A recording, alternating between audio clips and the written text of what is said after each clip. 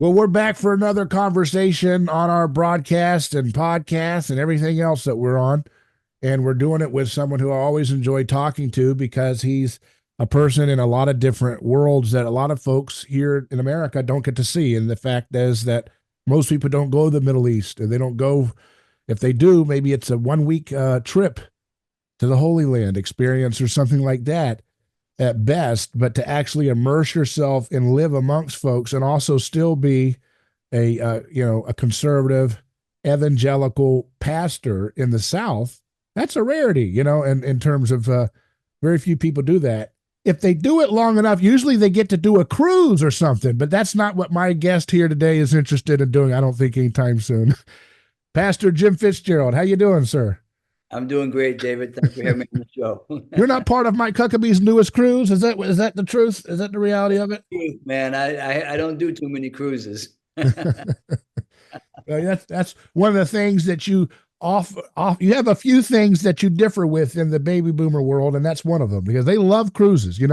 Every Right. baby boomer I know, I don't know if you're maybe you're I don't know what your age, maybe you're Gen X, so maybe I dated you, but uh, No, no, I think I'm probably in there with the boomers somewhere, Mo- but I'm not most sure. boomers I know, they go on like year-long cruises. They're just like perpetually going on cruises while their kids like are living in tents in the streets. It's amazing, that generation. And there's no difference whether you're evangelical or not on that correlation. That's I think probably the evangelical boomers tend to take longer cruises. So, but anyways, I know that you're always abroad, but it's not on cruises. You teach theology, and you teach Reform theology in Yeah, all kinds of areas, but particularly in is it Egypt, right? That you're kind of yeah, your main yeah. place So of we're in, visitation. exactly. So we're in Egypt, we're Tunisia, we're Morocco, pretty much been to Iraq, Kurdistan. We're pretty much in, our area is the North Africa and the Middle East. So. Yeah. And so you just returned from Egypt recently. Any new updates about what you're doing, or some of the things that you guys are working on with Equipping Pastors International, the group that you're working with? Right. So as you know, we founded a seminary there that's been in existence now for 13 years. We have three programs. We have an undergraduate program, we have a master's program, and a doctor of ministry program. So we just finished our fall semester. I just got back from Egypt after teaching over there and had a great time, very fruitful time there. And the ministry and the gospel is really having an impact in Egypt. So we're very pleased and very happy what the Lord's doing through that ministry. Are you seeing a lot of conversions of Muslims to Christianity, or is it mainly what you're doing is just helping pastors and theologians learn the basic tenets of the faith? It's a both and. Okay. Hopefully we are preparing them to do evangelism and discipleship, and they are doing that. Many of our graduates are on the mission field throughout the Right. region. And we also have engaged ourselves in that. We saw, over 50 Yazidis come to Christ in Kurdistan. And what's their Uh, religion? Is that a polytheistic religion, or what are they typically? yeah, I mean, it's more, it's more monotheistic. They have a Okay. God, but there are, maybe a plurality of lesser deities or something like that. But interestingly enough, for the Yazidis, the name of their God is quite interesting. It's called Shaitan, Okay. which is a big word Oh, yeah. for That's Satan. gotten them a lot of PR problems over the years, hasn't it? Yeah. Yeah. Goodness. So, but it's when you first start discipling them, you have to be very careful, to talk about the evil one rather than Satan, Hmm. because they will think you're talking about their Yeah. God. Yeah. So we have to be very careful in how we approach that. But after 2 or 3 years, I mean, at first they had never held a Bible in their hand. They had never heard a Bible story. So we started discipling them, and within 3 years, I would say they were thoroughly biblically literate, and very smart people, very ambitious people, and hungry people, and they just really learned a lot in just about 3 years. That was just prior to when COVID hit, that all that happened. Is the Trinity a tough one for them, or does that help them a lot to understand that? Yeah, I mean, I think it's for me, that's my grid. I mean, I use the Yeah. Trinity as a basis for explaining, all of reality. Mhm. So I think they were able to grasp it and utilize it and understand it, and I mean, they've just grown in leaps and bounds in How, theology, and knowledge. so how does that conversation go? Like, how does the Trinity explain reality? I mean, not have to go off Right. on a big Yeah. dissertation, but just a casual coffee conversation with the Yazidi. What is that like? When you tell them the Yeah. So, Trinity I mean, my explains reality? standard, whether I'm talking to Muslims or Yazidis or even Unitarians or atheists, my whole thing with that is that, that's really our Trinitarian doctrine is what separates Christianity from all other religions. When we think of reality, we think of both unity and diversity. That's what the word universe means, right? So you have diversity and you have unity. And so the question is what theological concept of God actually makes best sense of reality? And so if you look at Islam, it's just radical monotheism, essentially monism. And so when you look at that, okay, so yes, we have unity here in reality, but there's also much diversity. Nobody denies that. Every religion will acknowledge reality consists of unity and diversity. But Islam's God, if he's only this monistic essence, then how does he create all this diversity? How does diversity come from that? On the other end of the spectrum, you might have something like Hinduism, which is just purely diversity, polytheism, purely diversity. How do Mhm. you get how do you get the unity out of that? But in Christianity, our God is one God in three persons. So you have both Mhm. unity and diversity. They share the same essence and so forth. So and so that to me, that is the best explanation for how we end up with the reality that we experience in the cosmos, which is the universe or unity and diversity together. So Mhm. that's sort of my platform that I use to share, our beliefs with about our Trinitarian God. This is just a personal question. Does Islam say that God created us in His image, or do they not share that doctrine? That doesn't. They don't talk about a doctrine like I that. don't know about the image, but they have a thorough doctrine of creation. Hmm. We would say we are in concert with Islam in terms of we believe in creation out of nothing. You Hmm. know, but in terms of image of God, I think they would be somewhat lacking in that kind of Yeah, concept. because I was thinking, it's hard to really. Christianity seems to provide the best, theistic explanation for love being the highest principle, in Mhm. the sense that how could a God imbue that into the human image if he was a monad, if he didn't have Right, relationality within his being prior to our creation, how would he right, be able to give exactly. that to us, right? No, that's correct. So yeah, so I mean, basically, what you have is you have transcendence in Islam without eminence.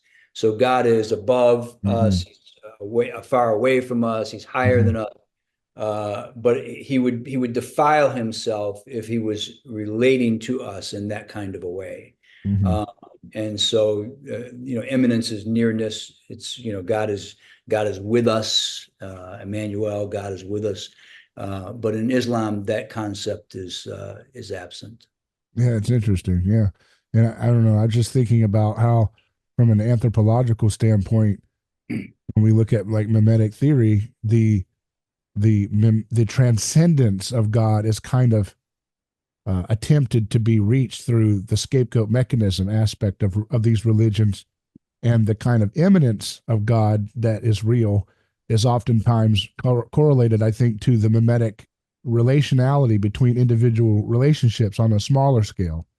And both of Yeah, those are resolved with the Christian story, right? Which is that we can heal our relationship so we don't have rivalry.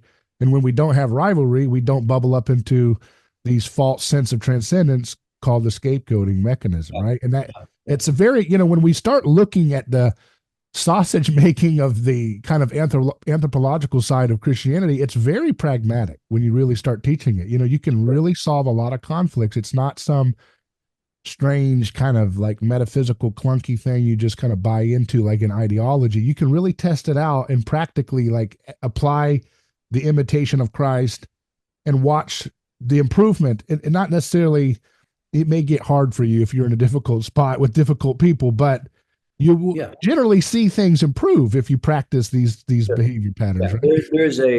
Right? There's a mechanism there to resolve conflict and to resolve rivalry and to resolve violence and mass violence.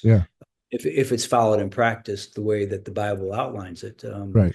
And so, absent of that mechanism, then you end up with that cycle of violence and no way to resolve it except through the scapegoat mechanism.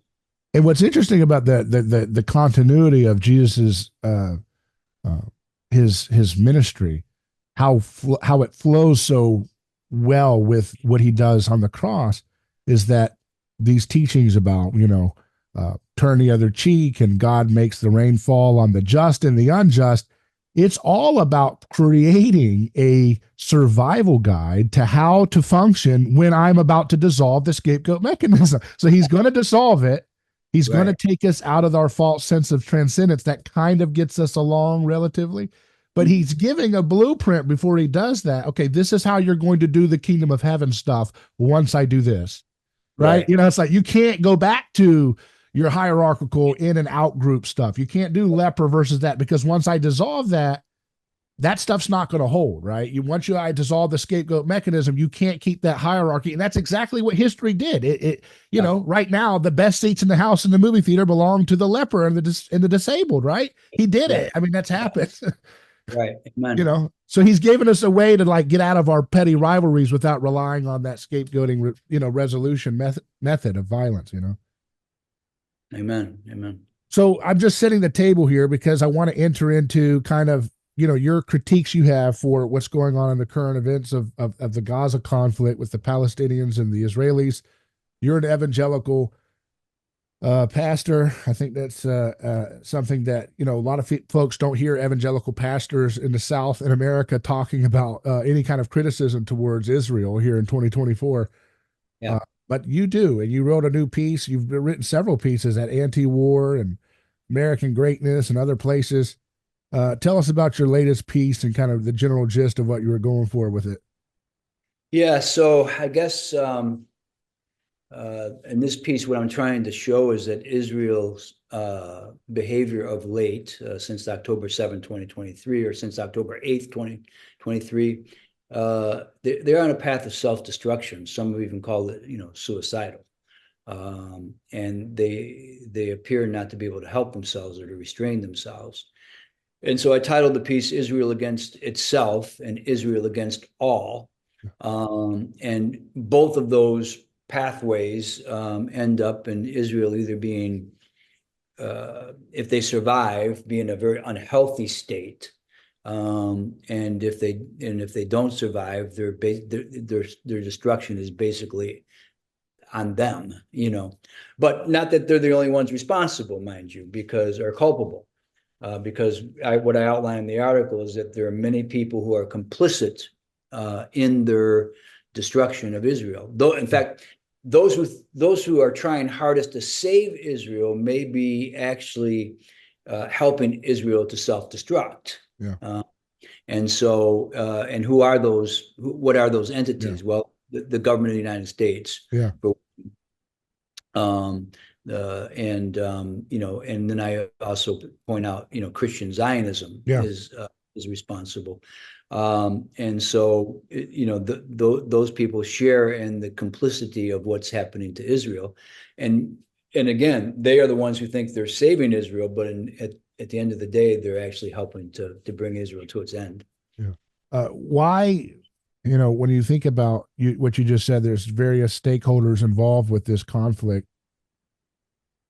It seems like really America holds a lot of the blame here, right? Because they're the ones who are kind of dead set on kind of giving a blank check to allow Israel to kind of go into a situation that could be very dangerous for its existence. Yeah. Why are they doing that? Why are they not being more reserved? But at the same time, a lot of folks who are in the Christian Zionist community say that that America has been holding Israel back for a long time. So you're saying they're enabling these worst behaviors, Yeah. but they're saying no, they've been holding them back from doing what they need to do to get the job done, they say. Yeah. Well, I mean, historically, I think presidents, State Department types, DOD, they have, historically told Israel, hey, that's enough, stop. Okay. You made your point, now back off. And Israel has usually listened. The point now is that I think Israel sees this opportunity as the only opportunity they're ever going to have to ethnically cleanse Palestine, and either through genocide or making the place completely unlivable, so there's no place to go back to, or just by deporting these people through ethnic cleansing. And so I think they see this as their last chance, their last stand, their last opportunity to Why is do it their what they last always wanted to do. why is it their last dance? Because of Netanyahu's criminal trials and everything? Well, no, I mean, look, the pretext for this, I think, oh, look what Hamas did on October, 2023, and this, they're making that their 9/11, and therefore that justifies anything they wanted to do. Mm-hmm. Historically, going all the way back to the first prime minister, Ben Gurion, they had a plan that was called Talat D, or the letter D. To basically remove all Palestinians from Palestine. Mm-hmm. They managed to relocate 750,000 in 1948, but that's always been the plan. Mm-hmm. They just never had quite the pretext where they could justify it in front of the international community. Now they have such pretext in their way of thinking, in their mind. We have an excuse now that will give us the justification for doing whatever we want to Palestinians. And now I think they have misjudged that greatly, and I think most of the world now sees they misjudged that. But America is its own entity, and it cannot find a way to put any space at all between America and Israel, even while the rest of the world is. So like you figure, basically what Israel has is they have the United States, they have Western Europe, although they're starting to back off a little bit, but they can only back off so far. So you figure, I don't know how many states there are in Eastern in Europe, maybe 37 states. You have United States, America, and Japan, and those are the countries that are really supporting Israel, and letting them figure do whatever you want. I don't even know what Japan's just kind of got pom poms and they're like, yay, I don't know why we're doing this, but We don't know. yay. Yeah. Arigato. Yeah. Okay. But you look at the rest of the countries of the world, what are there, 193-ish countries in Yeah. the world? So you got 37 that are, behind Mhm. Israel. Then you got the rest of the world that's just fallen off, say, hey, this is outrageous. Mhm. This is unthinkable. This is genocide. This is the worst thing that's ever happened in at least our lifetime. And so, I think that the support is slowly crumbling because people are looking at these horrific things. This genocide is being televised, if you will. I mean, every day we're seeing videos, we're seeing pictures, we're seeing, things. What do you say to the point? Well, look, our government has done worse atrocities than this, and we've televised it and helicopter videoed it and all this, and this is just corrupt. The ones that you're pointing out are just corrupt elements within the IDF that have made a mistake, or maybe they went a little bit too far. But overall, they've shown tremendous restraint. That's what you hear over and over again on the Fox News evangelical sphere. Yeah. Well, they're just ignoring it. They're in denial. They can't admit it. They can't bring themselves to admit it. But I do think you bring up an interesting parallel, because Israel justifies their behavior by pointing to America's bad behavior. And we both have a similar national myth Mhm. So the national myth of America is we are the city on the hill. We are the new promised land. Mhm. And that gives us the right to exterminate a whole population of people, of Native Mhm. Americans, and Mhm. then commit apartheid on them and put them in concentration camps Yeah. or reservations, if you will. So this is exactly what is going on in Israel. And they're looking at America and saying, yeah, we have the same narrative. We're the city on the hill. We're the original city on the hill. And that gives us an excuse to do whatever we want to the people that are the indigenous people here. And so I think, and they did the same thing. Netanyahu was famous for saying, well, look what Israel did in Iraq after 9/11. This is our 9/11. Mhm. They bombed the daylights out of Iraq, and we're bombing the daylights out of them. It's the same thing, you Yeah. know. Wasn't he the So, one begging us to go to Iraq too, wasn't he? Yeah. Forget about uh, that. Wasn't he well, the one begging for us to go to Iraq yes, on the United Nations? this has been his agenda to go to Iraq, to go to Libya, to go to Syria, to go to Iran. Even Iran's, Afghanistan was on parked on the other side of Iran. I mean, it had some yeah, strategic value there for exactly. basis, right? Yeah. So, but it's so elementary, David. We wouldn't let our children get away with this. We wouldn't let our children say, well, I have the right to do this because somebody else did bad behavior before me. What I about mean, Netanyahu? He keeps telling Jordan Peterson and people like him uh, that are he keeps telling them, look here, when you leave a place, you come home to your home and someone's invaded, they've moved in, they're occupying your home, you get it back. It's your home. Just because when yeah, you go away because you're punished and tortured and abused by all these people, you come home and someone's in your home, they don't have a right to be in your home.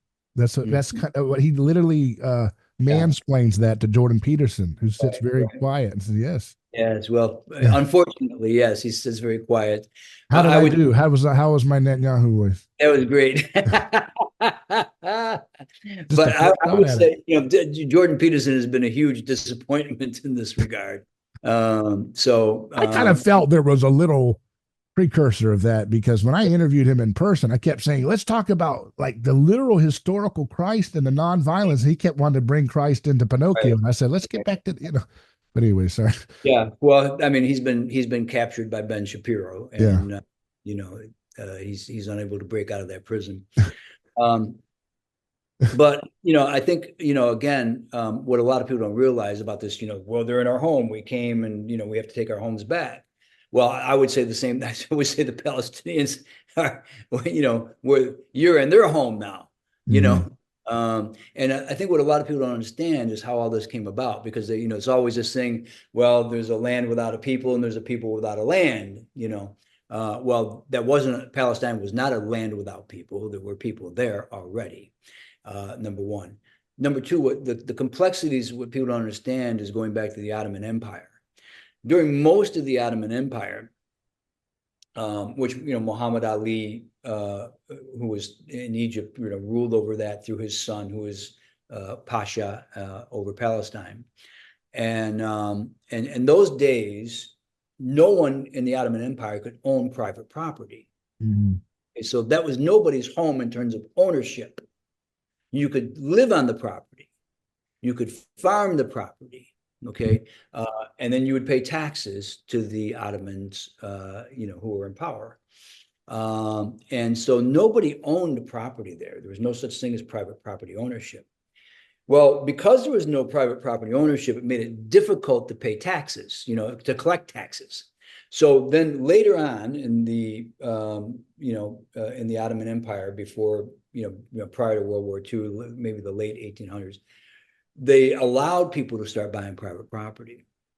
Okay, well, the only ones that could afford to buy private property were the people who had power and the means withal to do it, because you actually had to register first, and your Palestinian farmers couldn't even afford to register to buy property. Okay, well, this is about the time Zionism starts. So Zionism starts in the late 19th century, late 1800s, and they established what's called the Jewish National Fund. Okay, and they use that fund to start buying private property in Palestine. Okay, because prior to that, it wasn't allowed. Um, And so what happens is not only did the Ottomans allow to buy private property, but then they allowed absentee landlords to buy private property. Okay. And so people in Syria that were wealthy bought private property. One guy bought something like 7 square miles down there, and then he sold it to Jews. Okay.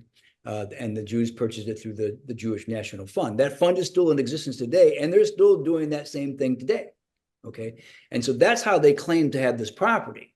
All right. And they say, well, look, nobody owned this property. Well, yeah, there was no such thing as ownership of private property then. See? And so basically it was a legalistic way to steal property from the people that already lived there. And so that's something that, you never hear that side of the story of how all that came about. And so these people lived there. They lived there for multiple generations. They lived there through the entirety of the Ottoman Empire, which didn't dissolve until after World War I in 1917. And that's at the same time that the British came in. The British mandate started there in Palestine and actually all over the Middle East. And so, and then if you look at it, the early Christian Zionists within Great Britain were the ones, and there's a shift that takes place right at this point in history, and that is a shift from sort of a theological understanding of Zionism and the promise of the people returning to the land to Christian activism to make that happen. Okay, so before, this was a thing where in the providence of God, by his power and his timing, he's going to miraculously return the people of Israel too. No, this now is the Christian mission, see, to participate in helping these people return to Zionism and promoting it and funding it, and that's how all that came about with all these migrations and into Palestine. And what era was that again? The date? Well, it begins before Theodore Herschel. So you're talking. It begins in the late Ottoman Empire. Okay, late 1840s ish. Yeah. In fact, Charles Churchill, one of the relatives of Winston Churchill, was huge at this. Shaftesbury, Lord Shaftesbury was another one who was very Anglican. Was he an Anglican? Yeah. Has the Church of England always had a long time Christian Zionism in it, or no? But he was head of the Bible Society in England. Shaftesbury was, and through different, hearing different things about, it just sort of suddenly started this groundswell of the people should return. Now, I think there are 2 points here that need to be made. One is that for some of these people, this was anti-Semitic. Okay, they wanted people out of Europe. They wanted Jews out of Europe. Okay, so they were pro-Zionist to say, hey, same thing with Hitler. Hitler was talking to Zionists and to Muslims to try to remove Jews from Germany and get them to Palestine. Okay, so extermination wasn't the first thing on his mind. First thing on his mind is, let's move these people to the promised land. Okay, and he was actually trying to make that happen. Didn't G.K. Chesterton say something like that? Like he wanted Jews to go to Palestine or something? I can't remember. He might have, I don't know. Okay. But Spurgeon did. Yeah, Spurgeon said that? Yeah, Spurgeon said something to that effect. In a negative way or in a positive way, or both, or neutral, or? I don't know his motive. I can't speak to his motive, but he made a statement similar to that. But my point is there are 2 types of people who wanted this to be successful and who were activists in making it happen. Some were anti-Semitic. It was akin to saying, hey, let's take like in Britain, let's take the blacks and create a state called Sierra Leone. Okay. Or in America, hey, let's create Libya or Liberia. I'm sorry, and move all the blacks to Liberia. That's not a positive motivation, for accomplishing something. Now, but there were also true believers, people who believe that this is the way that Christ comes back. If we move Jews to Palestine, this is going to hasten the coming of the Lord. And so they had this sort of positive motivation. Mm-hmm. But it's important to understand that there were both of those motivations working in parallel at the same time. So what about the original reformers like Luther and Zwingli and John Calvin? What were their positions on this? So Calvin was Calvin and Luther, I think, believed in a spiritual Israel. Mm-hmm. This is a spiritual kingdom, and so they didn't really based on recognizing Christ as the King of your of heaven. Yeah. So Jew and Gentile are the new Israel, where Gentiles are grafted into the vine. And John Hagee calls that replacement theology. That's a popular right. Yeah, that's criticism. Yes, yeah. So replacement theology is a derogatory term. There is no such thing as replacement theology. It's a made up term. It's a made up concept, because in Hagee's worldview, Jews will have their own way to salvation. At a special time in history. But no, this is biblical. That's what the Bible says. We were grafted in, okay, and now there is one new person, which is the new Israel. That's what I think Calvin would say. Luther as well. Now, however, Luther's later writings, many people would classify as anti-Semitic. If you go back and read what he wrote about, he had a falling out of some sort of something, right, going on there. Yeah. I mean, it's pretty horrendous stuff. Yeah. And that's why Hitler identified with Luther, by the way. Oh, yeah. But at any rate, then when you get into like the 1600s, and then in the 1700s, and Puritanism comes around, you start to see that there's this big groundswell of this idea of Jews returning to Palestine, and there being this time of salvation for them, and so forth. And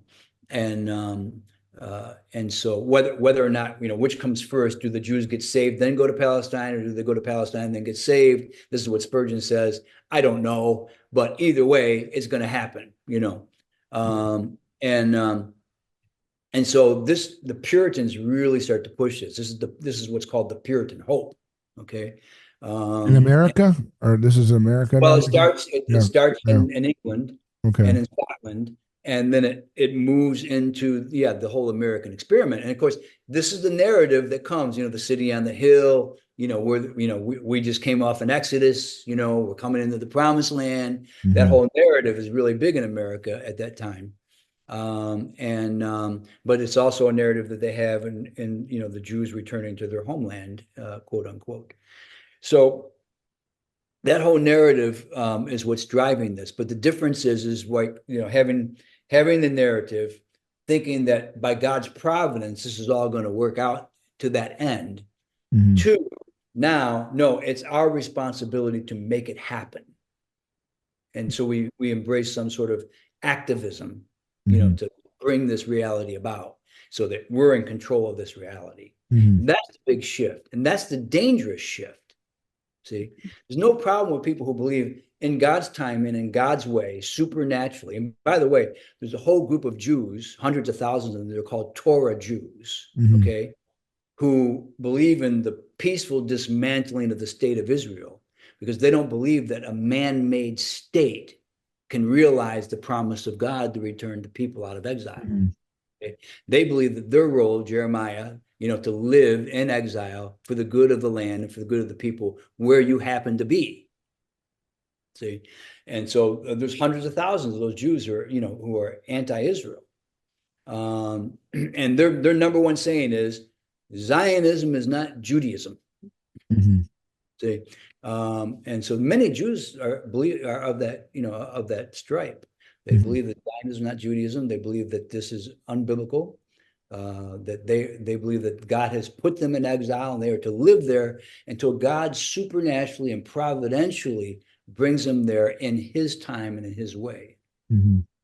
So, but the Christian activists and the Jewish activists believe, no, we're to bring this about ourselves, and there's There's some Christian Zionist types that will say, like, well, yeah, I recognize that it was maybe corrupt institutions like the United Nations and stuff involved with this state creation, but God was still working within those means, just like he has worked through history all the time with, Yeah. using emperors and corrupt people to do his sovereign design. And that's why we still believe this was an act of God using, earthly kings and wicked corruptions to do so. Yeah, sure. And we could allow that that's a possibility. Okay. That God does often do that in history. He uses the apparatus of the state, if you will, to bring about his will. But one of the problems that I see is this idea that a nation state, a modern nation state, is biblical Israel. See, when in fact in the Bible there was no such thing as a modern nation state. Okay. Now, Mhm. if we believe that that land belongs to Israel, Mhm. theoretically, let's just say that that's the case. Okay, that's Israel's land. Well, that little slither of land was not the promised land. Mhm. That promised land actually goes all the way from the Euphrates River to the Nile, all the way from Damascus in Syria down to Rafah in the southern border of Gaza. Mhm. And so, in other words, it encompasses Lebanon, it encompasses Syria, it encompasses part of Iraq and Iran and Jordan. That's the promised land that God promised. So if you say that God, they have a right to the land, then they have a right to land in Egypt, they have a right to land in Lebanon, they have a right to land in Damascus and Syria and Jordan and Iraq and Iran. See, now who wants to disrupt the whole world and let them take all that land? That's where that absurd logic takes you. Mhm. If you say this is the land that God gave them, therefore they have a right to it. If that's true, they have a right to all of that land. Wasn't that the Greater Israel Project or That's whatever? the greater Or- Israel. And there are some, as I said in the article, there are some in Israel. There are really two Israels right now. There's the state of Israel and the state of Judea. And they are in competition with each other. Mhm. Um, and um, but their goal is to take all of that. I mean, Mhm. Netanyahu, people don't notice when he's giving his speech in the UN, he's holding up the map of Israel. That's the map. It's Yeah. Greater Israel. He's not holding up that little slither of land there. Yeah. He's holding up the entire map of Greater Israel. Yeah.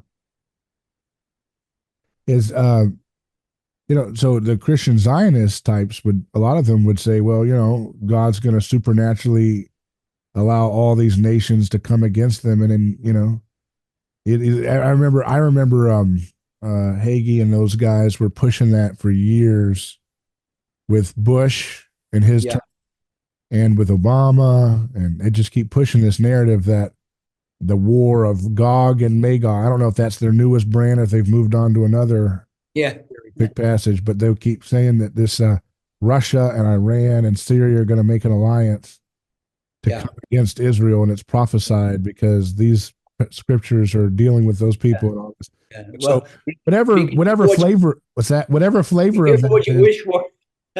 What's that? Oh, yeah. Well, whatever flavor it is, they say, well, God's going to supernaturally do something to defeat all of those people. Yeah, right. Yeah. Well, I hope God doesn't intend to use Iowa corn-fed farmer boys to do that. That doesn't sound fun, yeah, no, that's not right? going to be good. Pork, Well, pork, corn and pork-fed Iowa boys don't need to be doing that, do they? Goodness, God wouldn't want that, right? Because He wouldn't want them eating pork, right? I don't think so. I don't know. But It interesting gets enough, confusing. It gets confusing when you try to yeah, yeah. map God onto the interest of Rupert Murdoch or something. Well, I have a friend who says, the thing about dispensationalism, which has this place for the millennium and Yeah, Israel, yeah, is that it needs charts. You have to have charts to understand it. yeah. Um, but no, I mean, to your point, we just sent 100 soldiers over there with the new, air defense system, and so forth. So the THAAD system, um, and and that's I remember as a little boy, My father was retired career military, and as a little boy, I was in my bedroom just getting ready to go to sleep.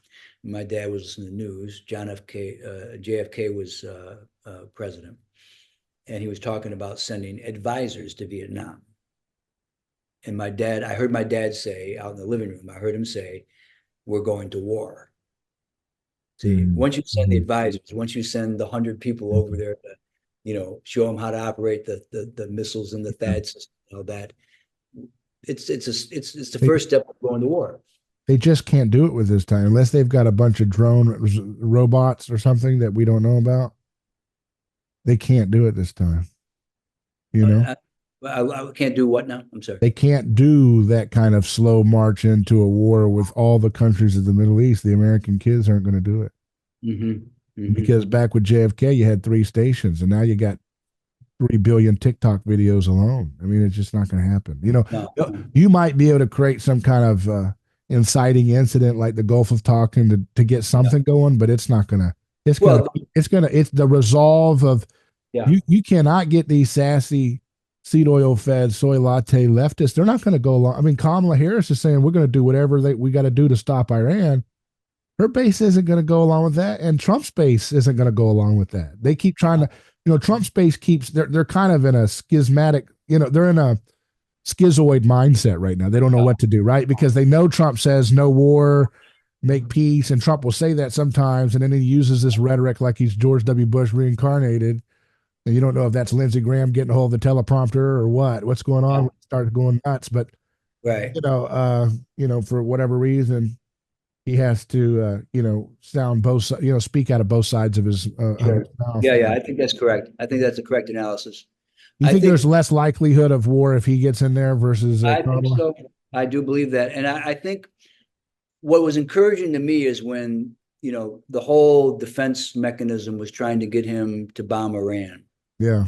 And he didn't. He backed off of that. That means he's listening to at least some people that are anti-war. Yeah, Kamala tried to hit him for that in that Fox News interview with Brett Baer. Right. She said they struck an American base and he didn't do nothing. He said they were just having headaches.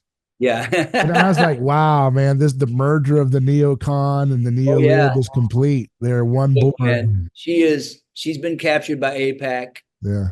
You could tell that yesterday in that interview. Yeah. AIPAC owns her. So there is. But Trump has to stop saying that stupid line where he says, if anybody kills me and it's Iran that did it, you got to go nuke them. I'm like, you are so stupid. Do you not? Well, Can you please not read that? Look, just because Lindsey and or Jared Kushner and his acolytes put that on the teleprompter, you don't have to read that. You can just say, scroll up, please. Yeah. I think, look, that whole Iran excuse is prepackaged for whatever our government does to Trump. That's what or they're friends. Or they're friends, yeah, exactly. They're friends, like JFK's friends that was trying to get them to stop the nukes. Please stop the nukes. And then we saw what happened. But JFK did at least make it easier on them by saying, if anybody takes me out, it's Iran. Whew, wow. Yeah.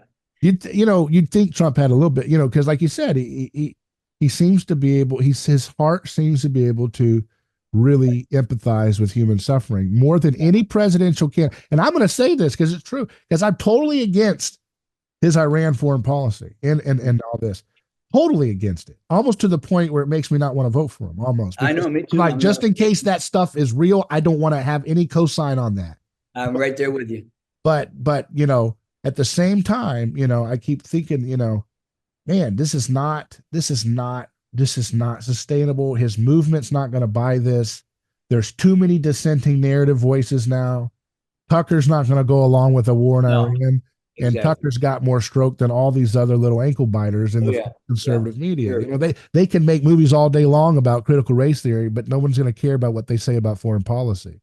Right. Those fake conservatives. So it's but I do think he listens to different voices. That's my hope.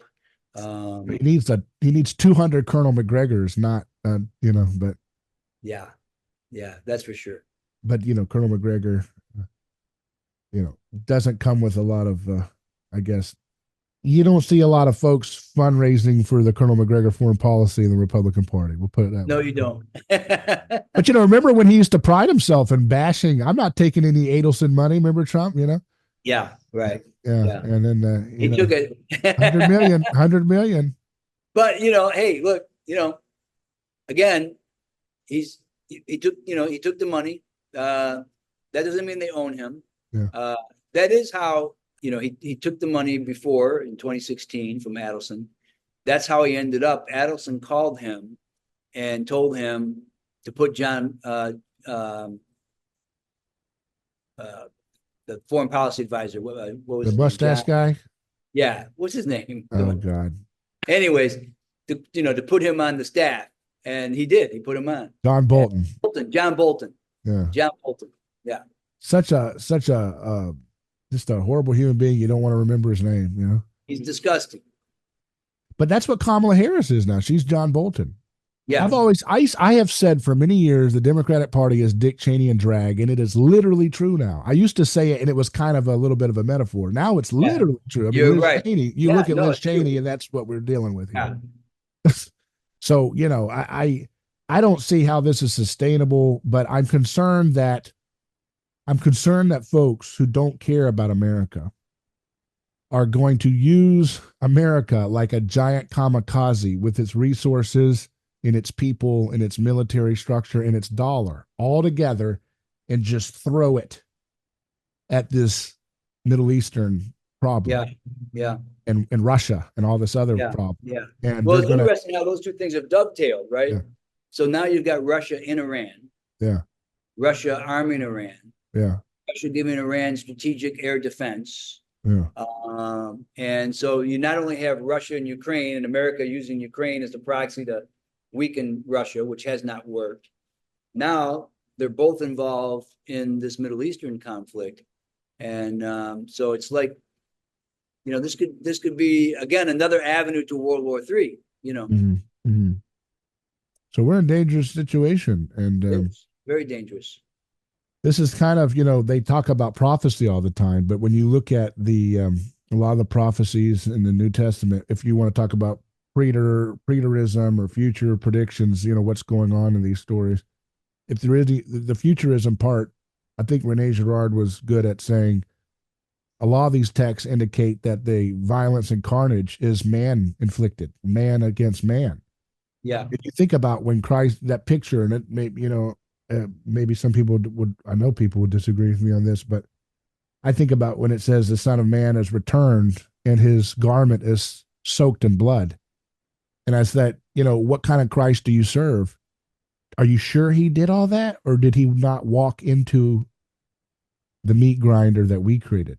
Like a field nurse coming to rescue, people in the midst of the carnage and blood and guts everywhere that we've done, because I happen to think that Christ doesn't change his nature in his return, that it will be in the same spirit that the cross and the resurrection and his whole life was. It wouldn't be, I always say, Christians that believe in this violent Hulk Hogan Jesus that's going to come back, like Jesus, Passion of the Christ 3, the revenge of Jesus. That's their view of the world history, where it's going,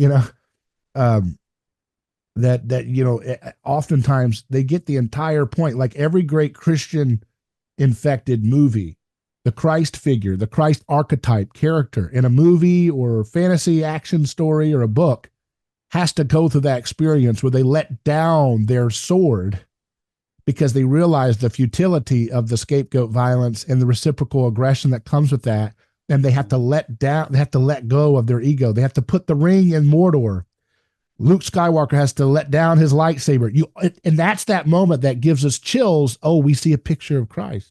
And I'm like, how is it that Christians want to invert the Christ narrative when it comes to Jesus in history? He first comes like Luke Skywalker. He comes like what the Avengers and all these great movies are all alluding to, this refusal.